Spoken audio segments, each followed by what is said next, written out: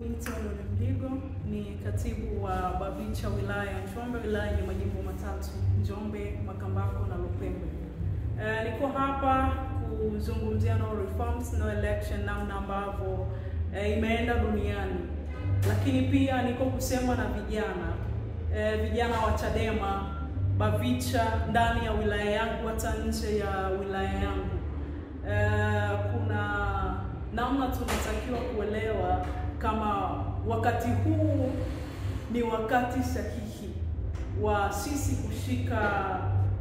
kushika kikamilifu nafasi zetu, yani kusimama kwenye zamu zetu, kwa sababu Biblia inasema nitampiga kondoo nao nitampiga mchungaji nao kondoo watatawanyika. Sasa tuna kitu cha kujifunza kwenye huu mstari. CCM wameona, not CCM, watawala wameona wakimkamata mheshimiwa mwenyekiti wa chama taifa, chama kitapoa, ile morali ya vijana itasinzia, italala kama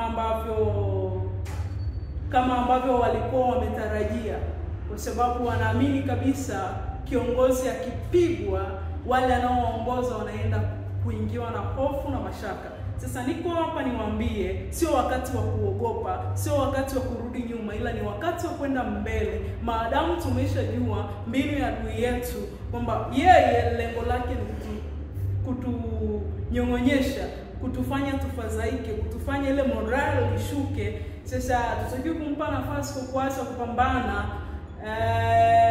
kwenye kudai haki, kwenye kudai mabadiliko ya mifumo mibovu ambayo ipo. Hatuwezi kurudi nyuma kwa namna hii. Tunatakiwa tuelewe wajibu wetu ni kupambania haki, na hii ni shauku ya kila mwananchi, ni shauku ya kila Mtanzania mnyonge. Anatamani kuona haki na tamalaki, kwa sababu amani ni tunda la haki. Kwa hiyo haki ikitawala, amani inatawala kila mahali. Haki ikitendeka, amani inakuwa kwenye kila eneo, kwenye kila sekta, kwa mwajiriwa, kwa aliyejiajiri, kwenye sekta binafsi na nini na kadhalika, kwenye uwekezaji na kwenye kila kitu. Sasa wewe kijana ambaye unanisikiliza leo, muda huu unanisikiliza na umejikatia tamaa,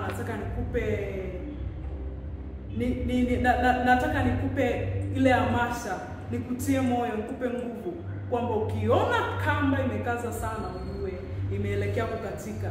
Kuna namna watawala wameshikwa mahali ambapo wanaona haiwezekani.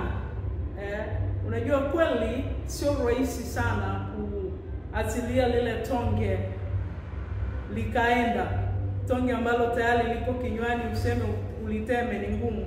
Tunaelewa maumivu ambayo watawala wanakutana nayo, na mimi nataka niwaambie jioni ya leo kwamba pamoja na maumivu ambayo mnakutana nayo, tuwaombe muyakabili kama ambavyo sisi tumekuwa tukikabili kwa miaka yote ambayo mmetutawala. Hayo maumivu ambayo mnaona kuachia tume iwe huru, kuleta mifumo mizuri ya kiuchaguzi, maumivu ambayo mnakutana nayo kama ikiwezekana, namna ambavyo mnajaribu kuimagine kwamba hili jambo likifanikiwa itakuwaje. Nataka niwaambie hivi, ni maumivu ambayo sisi tumeyakabili kipindi chote ambacho mmekuwa mkitufanyia vitendo vya kikatili. Ni maumivu ambayo vijana tumekuwa tukikutana nayo, lakini pamoja na unyonge wetu tuliweza kustahimili na kuyavumilia. Sasa wewe mtawala ambaye tayari umeshajikusanya kwa kipindi kirefu, tayari una nguvu, tayari una uwezo wa kufanya chochote, unashindwa vipi kuyakabili maumivu hayo kiasi cha kwamba unaanza kutuumiza tena sisi ambao tunahitaji haki kwenye taifa ambalo linahubiri amani? Ni jambo la ajabu kidogo na la kusikitisha kuona mnashindwa kumanage hiyo tempa yenu kwenye taifa ambalo linahubiri haki na uhuru wa kidemokrasia. Mheshimiwa Rais, naomba nikwambie, wewe ni mwanamke kama ambavyo mwanamke mwingine aliingia leba, vivyo hivyo wewe umeingia leba. Unaweza ukaimagine Mheshimiwa Rais maumivu ambayo anasikia yule mama anayeona mtoto wake amevunjwa, maumivu ya yule mama ambaye anaona mtoto wake amengatishwa mbwa na askari polisi ambao wako chini ya utawala wako. Unaweza ukajaribu kuvuta yale maumivu ya uchungu, mimi ni mwanamke nimeenda leba naelewa. Unaweza ukajaribu kuvuta taswira hata kwa dakika 2, Mheshimiwa Rais, na ukajaribu kuona namna gani kama ungekuwa wewe. Hebu jaribu kuvaa viatu vya yule mama ambaye mtoto wake mpaka leo ametekwa, hajulikani alipo, kwa sababu ya kupambania haki ya taifa hili.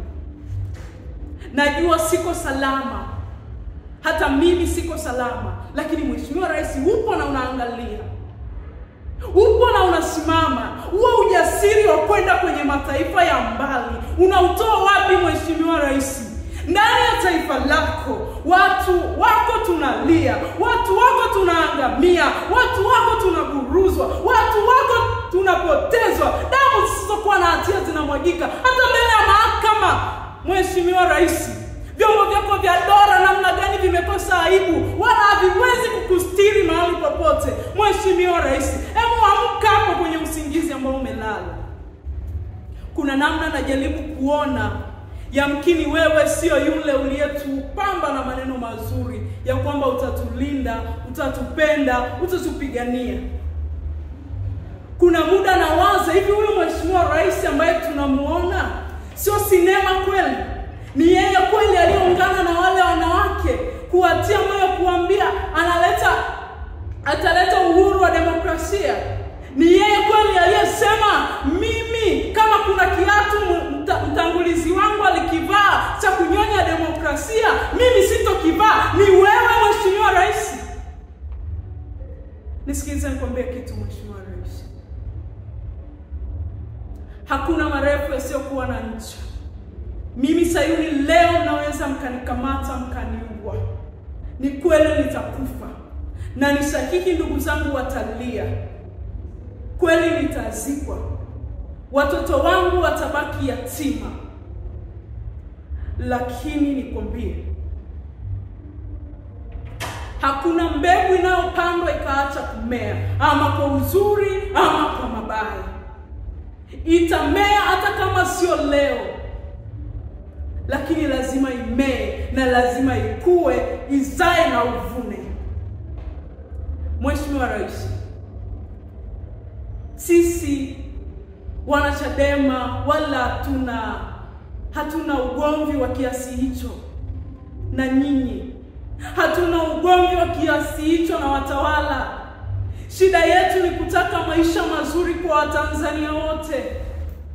Shida yetu ni kutaka kuona anayeshinda anashinda kwa haki, anayeshindwa anashindwa kwa haki, bila kujali atatokea upande gani. Mheshimiwa Rais, na sisi tukwambie, ikiwa mifumo ya uchaguzi itakuwa huru na haki, mtaenda kufanya reforms za mambo ambayo Chadema tunayahitaji. Tume ya uchaguzi isiwe chini yako Mheshimiwa Rais. Tume ya uchaguzi isiwe chini yenu watawala. Kukawa na tume huru. Sisi Chadema, hata kama leo CCM inashinda, lakini maadamu imeshinda katika haki, tutaiunga mkono. Tumechoka dhuluma, tumechoka kudhulumiwa haki zetu za uhuru wa kuchagua kiongozi gani na nani atuongoze. Nitumie pia nafasi hii kuwataka Bavicha wote ndani ya wilaya yangu, kwa maana ya Njombe, Makambako na Lupembe, kuhakikisha inashiriki vizuri kwenye kampeni ya chama ya No Reforms No Election, kwa kuhakikisha inashiriki kikamilifu kwenye zoezi la kupitisha petition form nyumba kwa nyumba, mtaa kwa mtaa, kijiji hadi kijiji, ili kufikia lengo la kuzuia uchaguzi. Na niwaambie Wananjombe na Watanzania wengine maeneo mengine ambako mnanisikiliza, Chadema si kana kwamba tu tuingii kwenye uchaguzi, ila ni mpango wa chama chetu pendwa kwamba hakutakuwa na uchaguzi kama mabadiliko ya mifumo ya kiuchaguzi hayatofanyika. Kipekee na waalika Watanzania wote wenye mapenzi mema na demokrasia ya nchi hii, Watanzania ambao mnatafuta haki ili amani ya nchi yetu endelee kutamalaki. Changieni chama hiki ambacho kimeamua kujitoa sadaka kwa ajili ya mamia ya watu wa kizazi hiki hata vizazi vijavyo, kwa kuchangia tone tone kupitia nambari ya simu